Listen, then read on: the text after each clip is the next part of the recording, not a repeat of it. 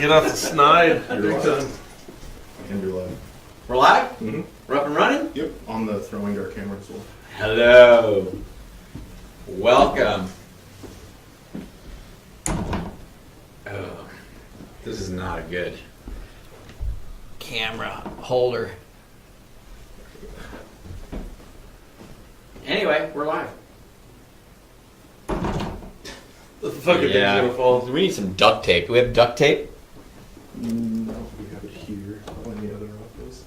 I mean, worst case, we just kind of do that or something. Let's see. All right.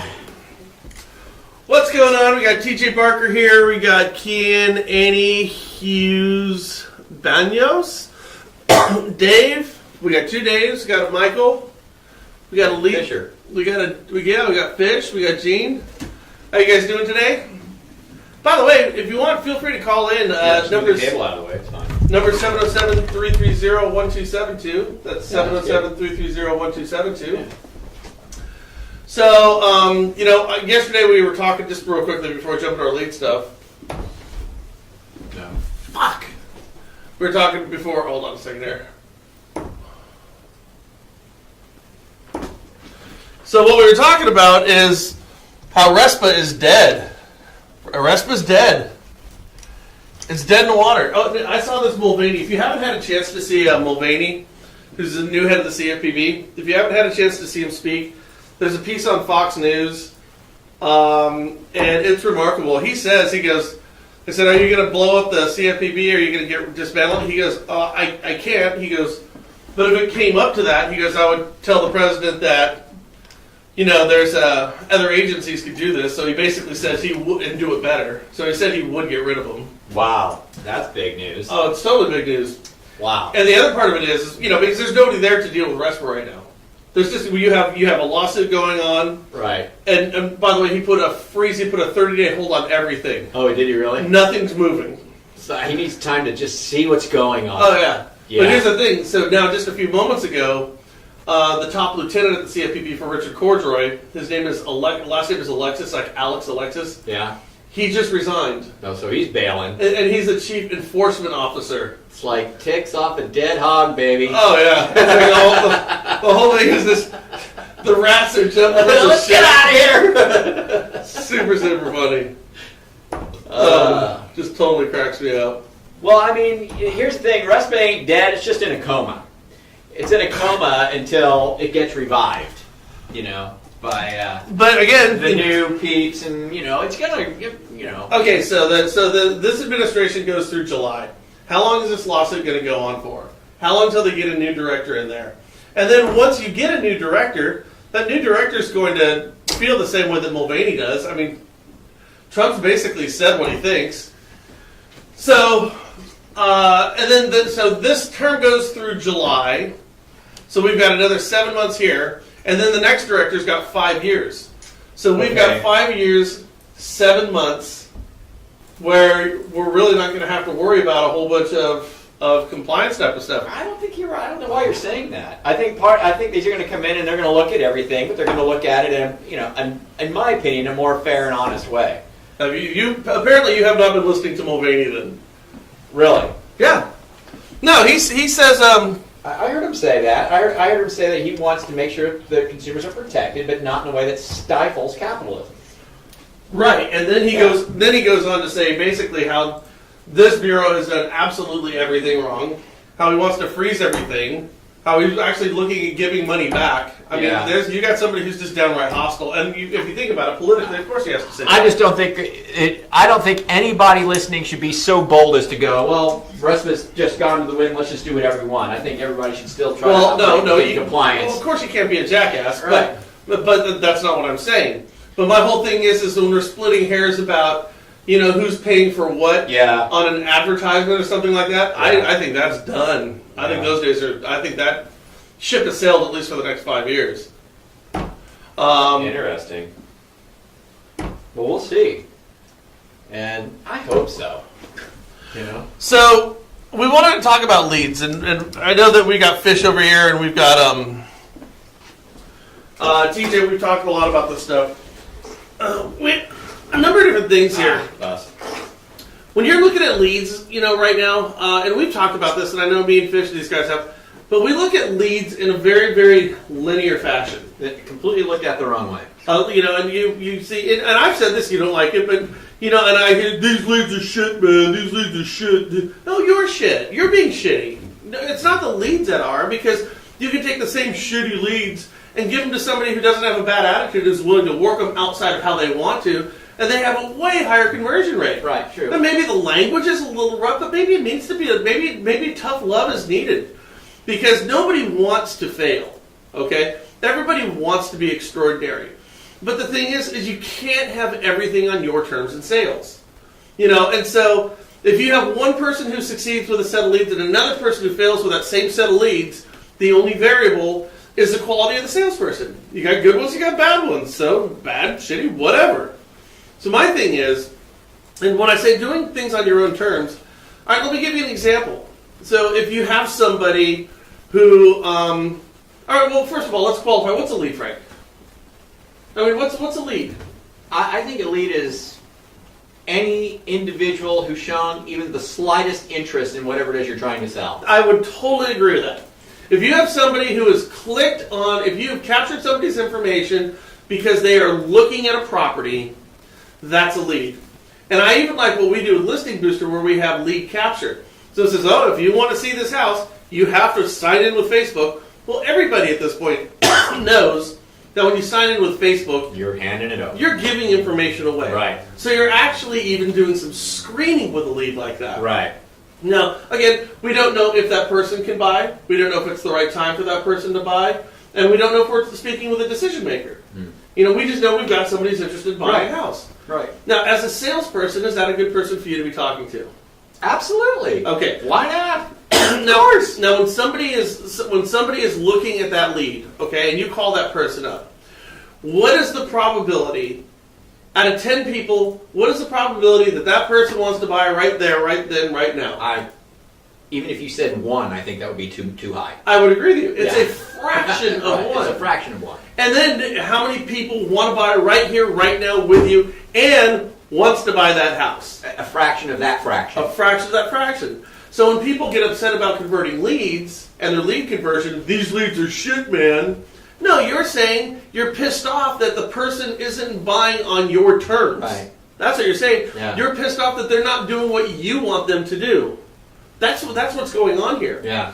And as a salesperson, you have to be qualified. You have to do things on their terms.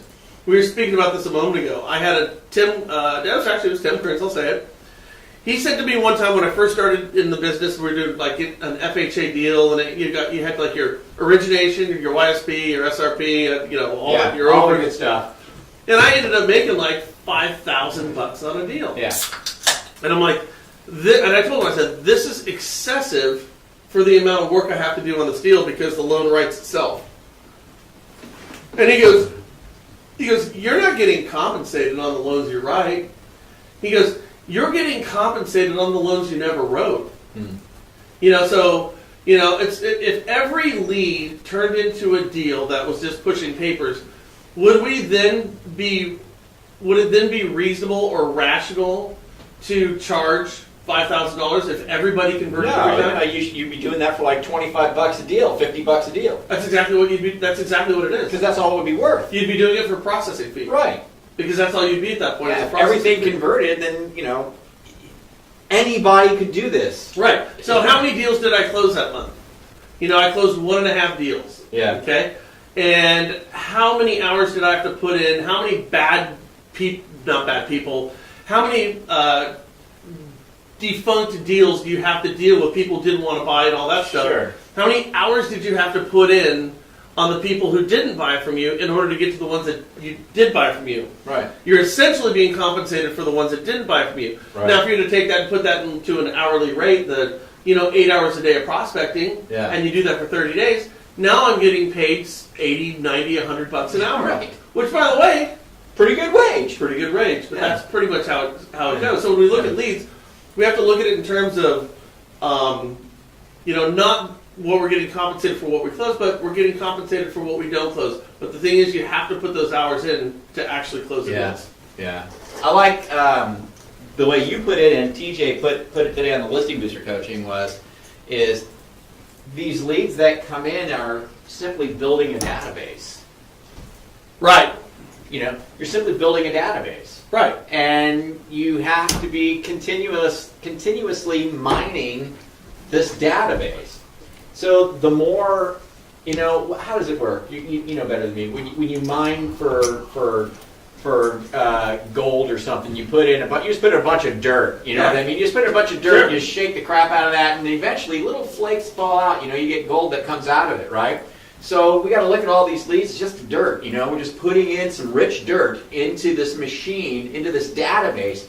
But if we mine that database continually, then eventually nuggets pop out. You know what I mean? A nugget's going to pop out here, pop out there, pop out here, pop out there.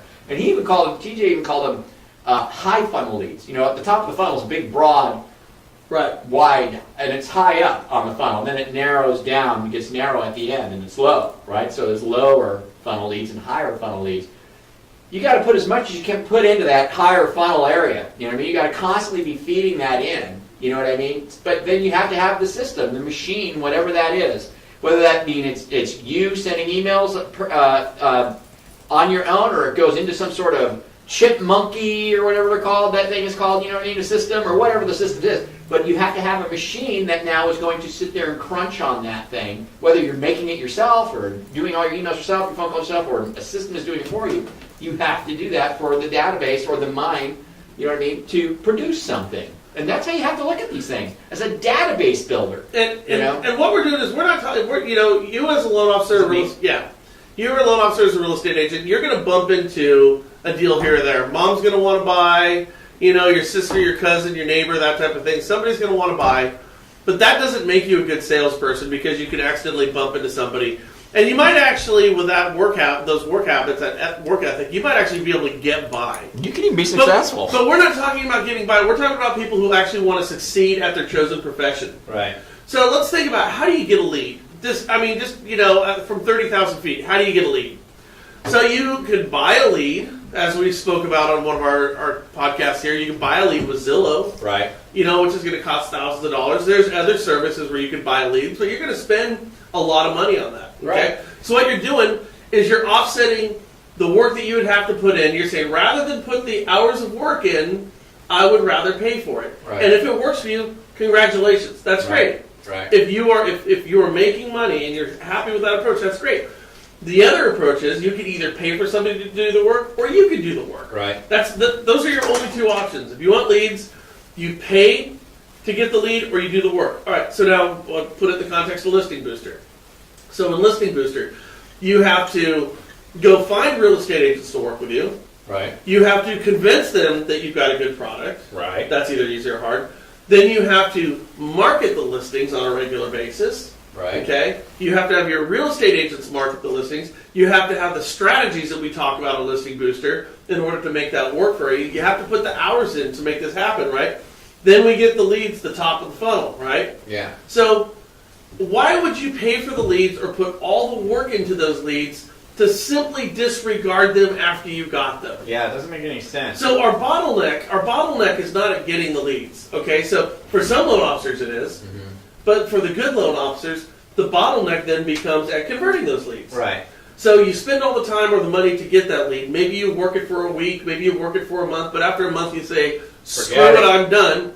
You just put all that work in to disregard it. Right. And again, I always think about somebody who's buying a car. Now, I'm going to go research cars online. I'm going to go look at cars, and the first guy who comes up to me, I'm going to say, I'm not ready. Very seldom does that happen. Right.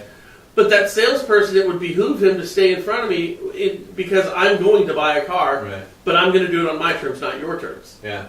So I think that's the big problem that people run into. Yeah. And so how do you convert the leads? If the bottleneck is at conversion, what's the conversion strategy? Well, I think the conversion strategy is just the consistently staying in touch with something. It's one. With information that's not necessarily boilerplate or the same thing over and over again. I really liked TJ's angle today on the coaching, which was... Why don't you just marry him? I didn't say I loved him. I said I liked his angle. And and he informed me too. He was that guy back when we had the Think Big Work Small platform, and he crashed our server because we got labeled as spammers because he tried to upload some big giant database. Remember that? Yeah, I do. He's the guy who did it. Really? Yeah, remember? We had to close people down and go, you can't just upload 5,000 people in a database. It was TJ. I owe TJ a punch in the stomach. You do. Next time you see him, smack him, because that was him that caused the problem. But anyway, his whole thing is, and he's using a system, one of the systems he's using is called BombBomb, which we just looked up, which I think is really cool. You get your database uploaded, okay? But from a smartphone, he's got an app. Answer your question, converting him.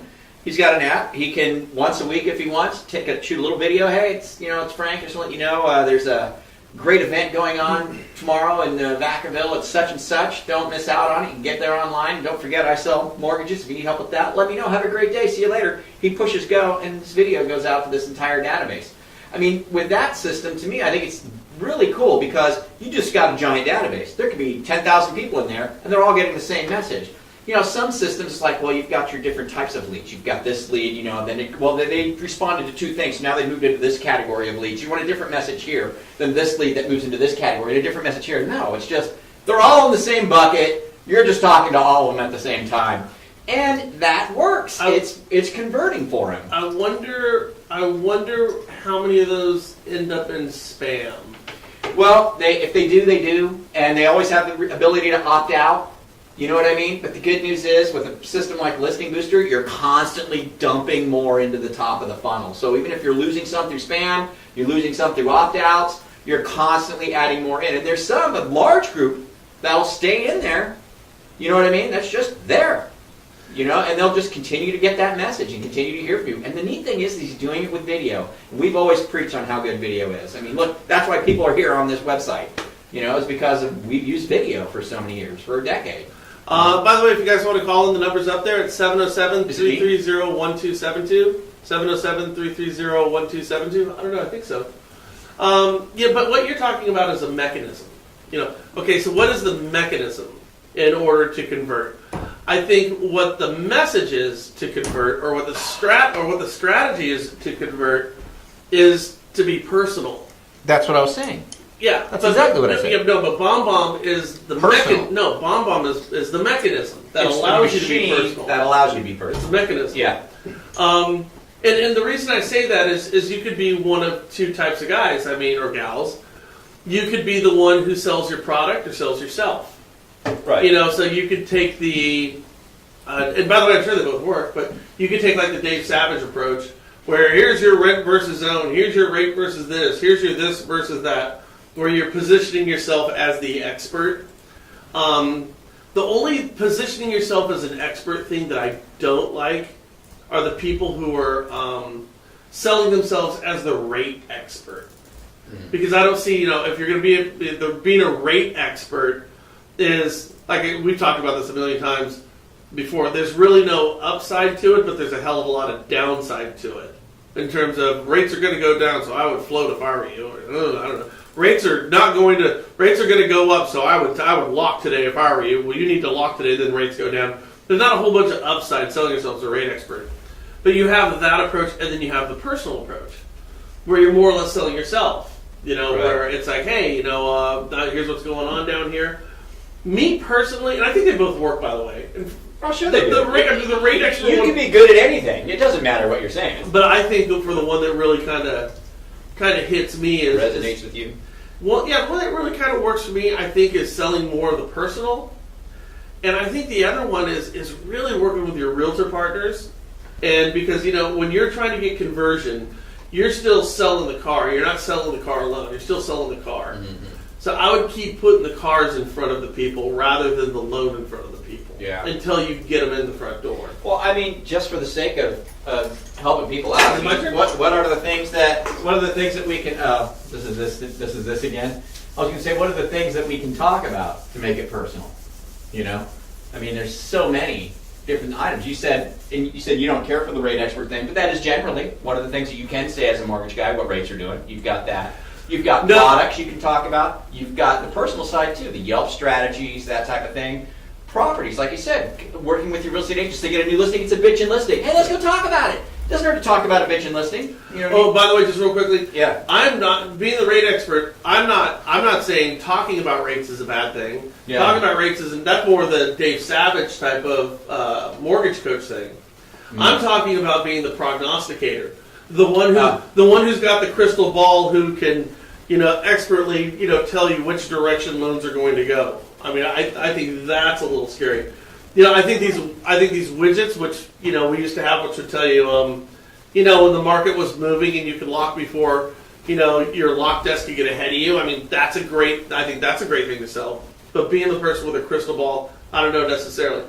Which leads me into if we accept the fact that the bottleneck is that conversion, Right. and if we accept the fact that selling the house and being personal is what I believe to be the best approach, then it is vitally, vitally important that you are on the same page with your real estate agents, because they are, you're playing second base, they're playing shortstop. You got to be strong up the middle type of thing. So I think working with your agents, training your agents, ensuring that you and your agents are on the same page, that you're messaging these people, that you're talking with your agents, and you really kind of. And by the way, then you're doing half the work, so to speak, because you got somebody else who's working with you. Now, here's the great part about being a loan officer. If you're a loan officer and you have 1,000 leads, okay, well, doing anything with 1,000 leads becomes very difficult. I'm not saying it can't be done; it just becomes difficult. BombBomb's going to help you out. Sure.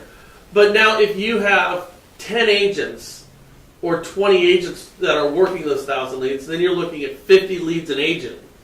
Now you have a much more manageable number. So if you're working with those 50 or those 20 agents who are each working with 50 leads, now it's just really coordinating your time with each one of those agents. Yeah. It's sales leverage, and I think that's a huge approach. I think you need to explain how that practically would work. Okay. What do you mean? You got All right. So 50 agents. I wish we could clean this board up. I'm gonna go get. I'll clean it. no, well, I'll explain it here. Okay, this is clean enough. If you have, this is lead conversion. We have shitty pins here. That's all. We're not very prepared for this. We should be though. Down in there, I think we have some. Oh yeah. Okay, so if I'm a loan officer and I'm going to shoulder the entire responsibility of my pipeline of leads by myself, okay, then I've generated 1,000 leads. Like I said, I think Greg Peckson's up to like 20,000 leads in his listing booster account, like in a year, a month. I know shit, like literally that many. Right. But let's say I have 1,000 leads, and I'm going to shoulder the responsibility of converting those leads entirely on my own shoulders. That means I have to have 1,000 conversations. Okay. I got you. Okay. All right. Now, if I have 10 agents who I'm working with, Right. okay. Now each one of those agents only has to deal with 100. I see what So you now mean. I'm dealing with 10 agents. Would these be though? Then I'm dealing with 10 agents rather than dealing with 1,000 leads. Right. I'm Yeah. I'm managing the relationship with those consumers. And when these deals start to pop, like, you remember the old popcorn? It start, boop, you get one here, Yeah. boop. Then you're there to pick those things off. Yeah. So it's leveraging the relationship with the real estate agents and making sure they're trained up and they're messaging these people, these prospects. That would be the key, making sure that they're actually participating and doing it the Yeah, right way. but now if I'm working with those 10 agents and I'm holding them accountable to what they're doing, Yeah. then I'm just managing 10 relationships. I'm not dealing with 1,000 relationships. Yeah. That's an easier thing for a loan officer to do. And let's be clear about this. As a loan officer, I think we are as equipped, if not better equipped right now, than real estate agents to get leads, because loan officers are neurotic about technology. Okay, but converting leads, I'm telling you right now, we've said this forever. Before somebody makes that commitment, they would rather commit to their real estate agent than commit to their loan officer. Yeah, that's the way it goes. No. For everybody out there who's disagreeing with me, I'm not saying that the loan officer is not the most important person in the process, right? In the world, exactly. Or the one who should be contacted first so they can get Right. pre-approved. 'Cause they should be. I'm not saying that. True. But I'm just saying from a consumer's vantage point, half these consumers who are first-time home buyers, they don't even know there's a difference between a real estate agent and a loan officer. Yeah. Here's my real estate agent. That's what they're thinking. Right. Especially a first-time home buyer, they would rather deal with a real estate agent up front than deal with you. Yeah. Now, if conversion is something that we are concerned about, if we want a higher conversion ratio, and we know consumers would rather speak with real estate agents, then wouldn't it behoove the loan officer to make sure that it's that real estate agent who's speaking to them first so you get that higher conversion rate? Sure. They're dealing with fewer people. Yeah. It's an opportunity to be more personal, Yeah. and you have the consumer speaking to the person they want. That's what I think. You know, and I tell you, I think some people might be thinking you're going to be hard pressed to find realtor partners that would work with you that closely in harmony, that harmoniously with you. But I would disagree because I've seen it in action with you, and this was years ago, right after the crash, which was the worst year for most everybody in the mortgage business, 2008. Yeah, it was one of your best years that you ever had, and that's because you had 10, 15 real estate agents cold calling with you, and everybody was in harmony. Everybody was on the same team. And keep in mind, you've got 10, 12 agents in there, Brian. They're not even on the same office. They're not on a team together. No. They're all in it for themselves. You know what I mean? But you were the loan guy in the middle, right, dealing with all loans. But you were providing the space, the phones, the scripting, the database, who to call, and you know, if they got the lead, that was their deal. Yep. You know what I mean? And it was one of the craziest, most successful things I'd ever seen. But just so you guys know, Brian prides himself on being kind of a ditch digger. Okay, yeah, he's used the term many times. You know, Brian likes to get in there, just roll the sleeves and start digging the damn ditch, right? He doesn't like a lot of things in the way. He doesn't like to go through a lot of procedure or any of that bullshit. Right. He likes just to get down to nuts and bolts. And this was the most ditch digging experience I've ever seen, but one of the most successful things I've ever seen. And just, I'm not bullshitting you guys. I was doing the show. He wasn't part of the show at the time. It was me and my brother, and it was in the infancy of it's just starting. And I actually filmed Brian doing it because I was just so mortified at how well it was. I forgot about this. I did. I videotaped it, and I posted it. And I converted on my first thing. You converted on video. Exactly. The first call. First call. And it was just the craziest thing I'd ever seen. But so the point I was trying to make is if some people are thinking, I don't think I can get agents to work with me in such a way where I'm quote unquote managing those relationships. No, bullshit.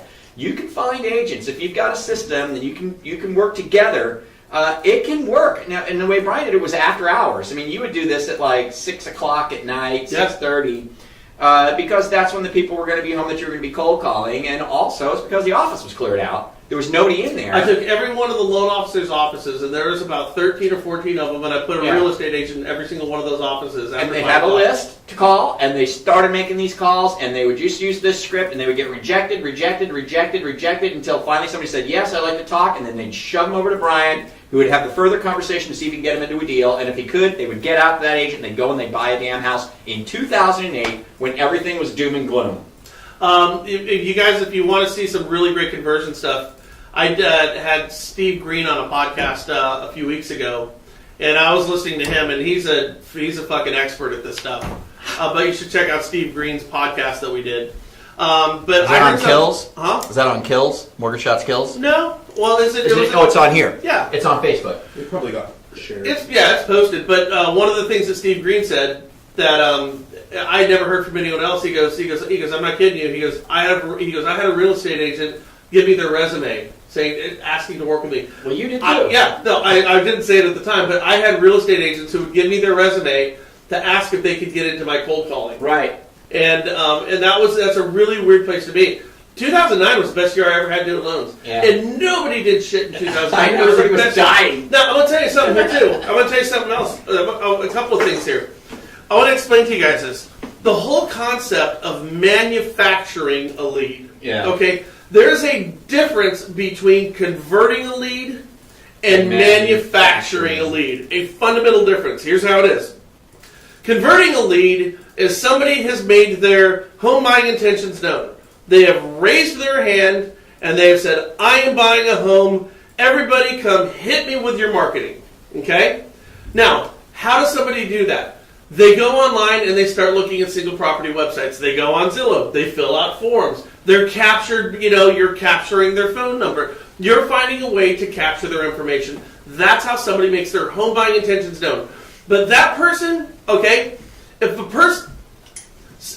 in order for all of your marketing to work, all of your marketing, somebody has to make their home buying intentions known, okay? Because if they don't do that, then all of your marketing, everything everybody's saying, none of it works. Here's the problem. When somebody makes their home buying intentions known, they are swarmed by salespeople, real estate agents and loan officers. Right. Because they're captured by more than one person, or they're captured and they're sold off to multiple people. Yeah. So now when you are calling that person, you are competing against other lenders and other real estate agents for that business. Okay? And you either will or you either won't get that business based on your tenacity and personality.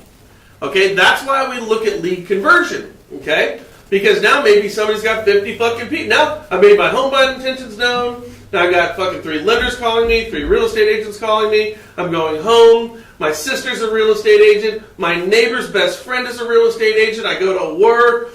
Somebody's cousin is a real estate agent. Now I got 50 million people trying to get me to use their business, and that's why we talk about lead conversion.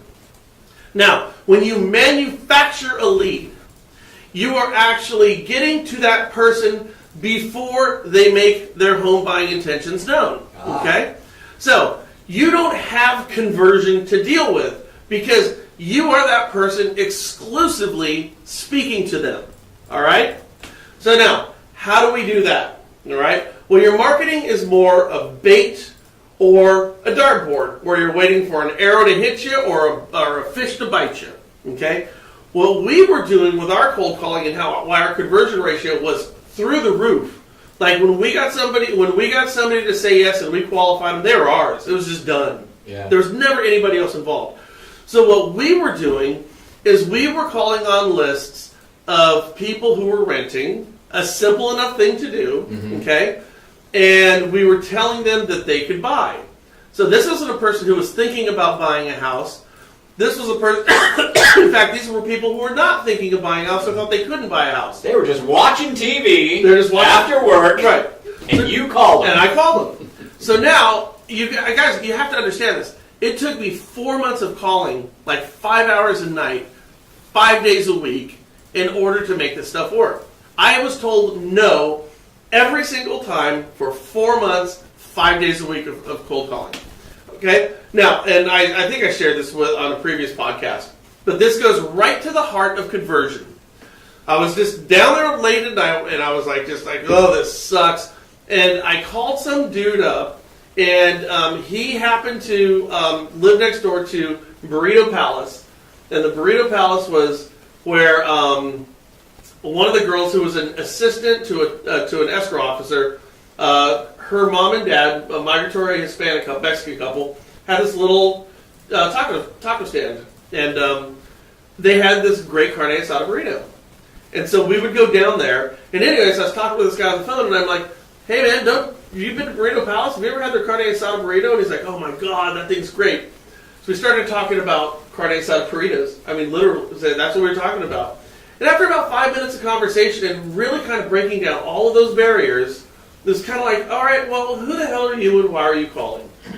All right, well, my name is Brian Stevens. I'm a local lender at First Priority Financial. In fact, I'm right now sitting in my office on the corner of Alamo and Merchant Street.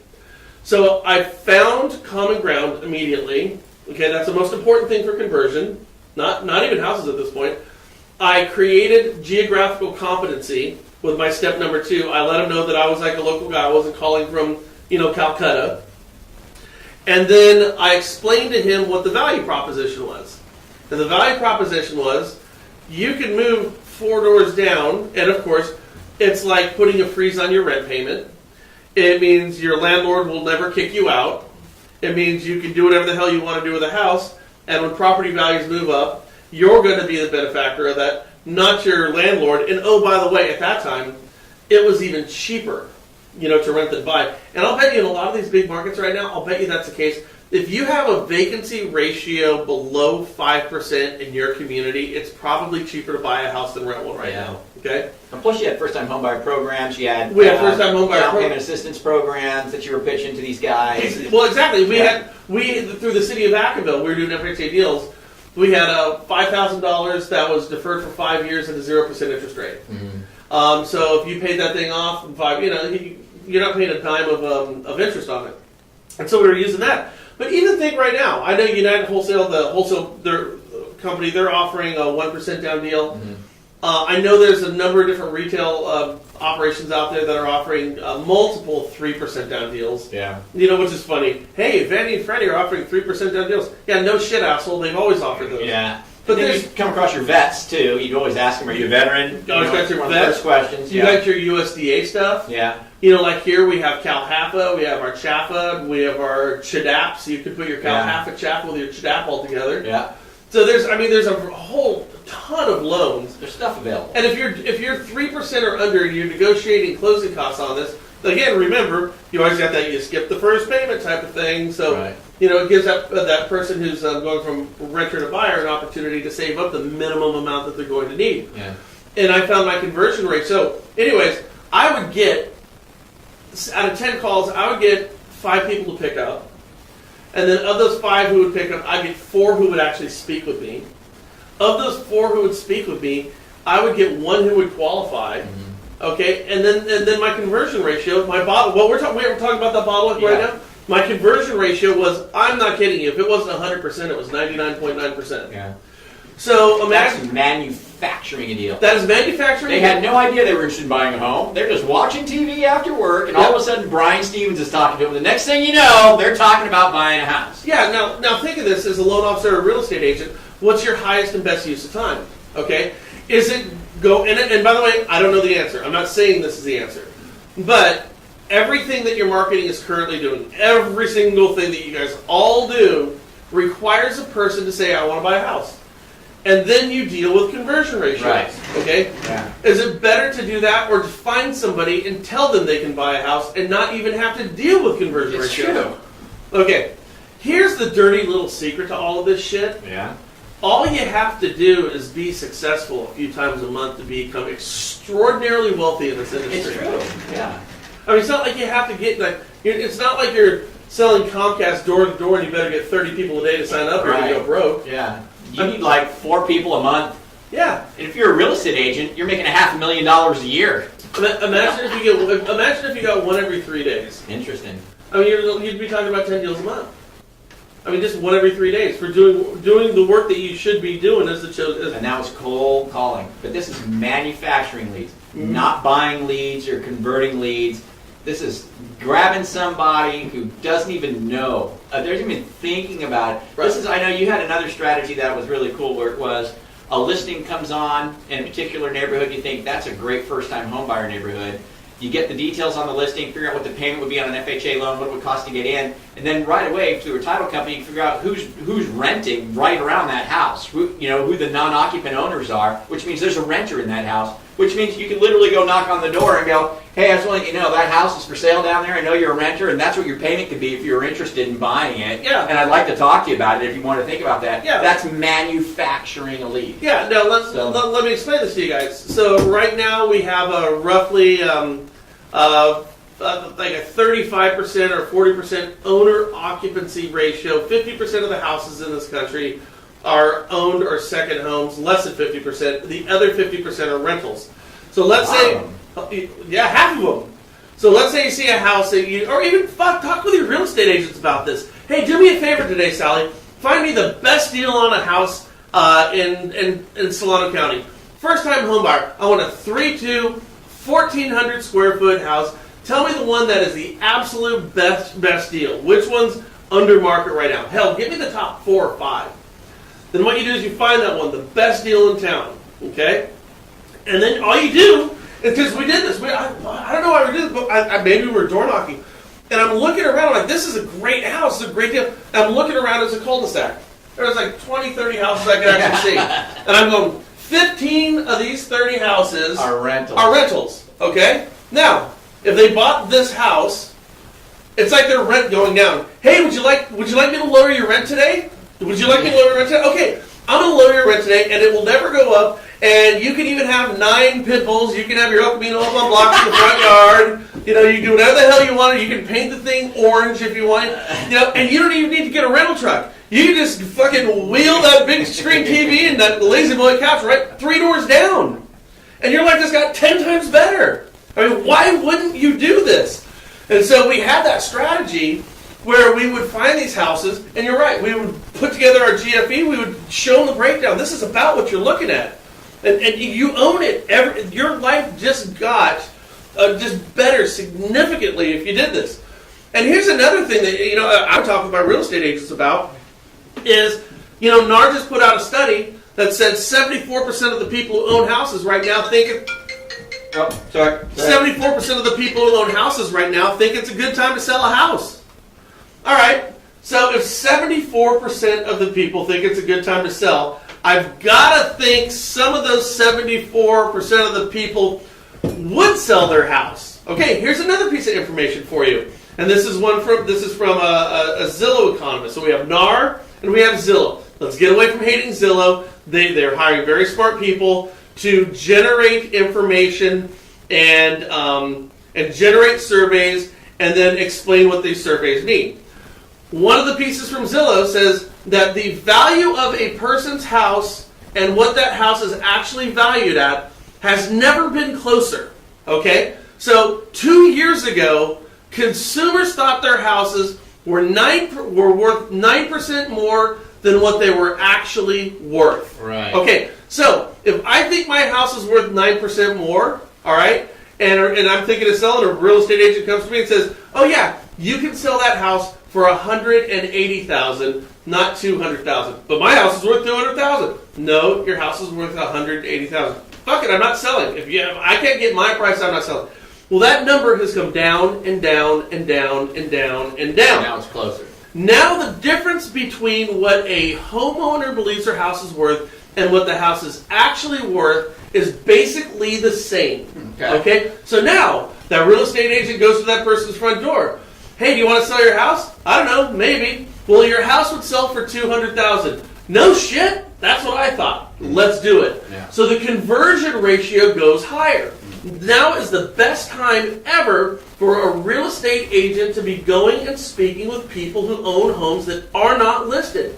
Because if you believe NAR, okay, 74% of those people think it's a good time to sell their house, and according to Zillow, home values and what owners believe those values to be are identical. When you put this all and stir it up, it is a wonderful opportunity for a real estate agent to manufacture a listing. They should be doing this. You can get these lists and you can start to mail them, you can call them, you can put them in different pieces of technology that will help you communicate with those. Or just, and like, again, just like you said, just like you did, just go out and knock on the doors. and then the first thing you're going to do as a real estate agent is you're going to present this along with a good faith estimate with your lender to everybody who lives around you, and you're going to say, "Hey, this is a great chance for you to own in your area." Again, we're now no longer dealing with lead conversion; we're dealing with simple qualification. Okay, and that's a massive, massive difference. Is it a better use of your time? Maybe it is, maybe it isn't. But here's what I do know: this is what people are not doing. And if you believe in what Warren Buffett says, "Buy when people sell and sell when people buy," right, then you should be zigging when the rest of the industry is sagging. Yeah. And this would be a sag move. You know, does that make sense? Mm-hmm. I mean, that's the angle I would do. And this is just based on empirical data and evidence that's being put out before our eyes today. it's your shot. Oh, nice shot. All right, here we go. By the way, everybody, Frank is beating the living shit out of me. However, you people watch. Let's get some more comments up here. These are. All right, let's see what we got. What are people saying here? No, that's up to date. Go the other direction. Old? Okay. By the way, There's some old anybody like to call in on this? Sure. 707-330-1277. MailChimp. There it is. MailChimp. That's what it was. I forgot what it was. MailChimp. I called it MailChimp. Haven't bought one. Enhancement pill. Go up. Scroll under. Frank Lee, Brian Hyatt. Oh, Steve Green is here. Oh, we got John Edmead here. No, it's this one. Let's Some see. older stuff. How many dang times did you see the dollar shave ad before you bought the razors? Now the follow-up you're talking. I haven't bought those razors yet. I just don't go through that many razors. I don't either. I just don't. No, but I get what he's saying. And by the way, what about that My Pillow thing? You know that stupid My Pillow thing? Oh yeah. Like Consumer Reports has that like the worst thing in the world. Yeah. They're selling billions of pillows right now. He's in his pajamas. A good friend of mine gave me a quote. This is also from Michael Fisher. A good friend of mine gave me a quote today from some mortgage guru much smarter than me. Your phone is an ATM. There's unlimited money in your phone. You just need to figure out the PIN. Boy, isn't that the truth? It's interesting. Did you throw? Yeah, I did. I got 117. You know, the other thing is, too, speaking of what Michael Fisher just said, your phone's an ATM. You just got to figure out what the number is.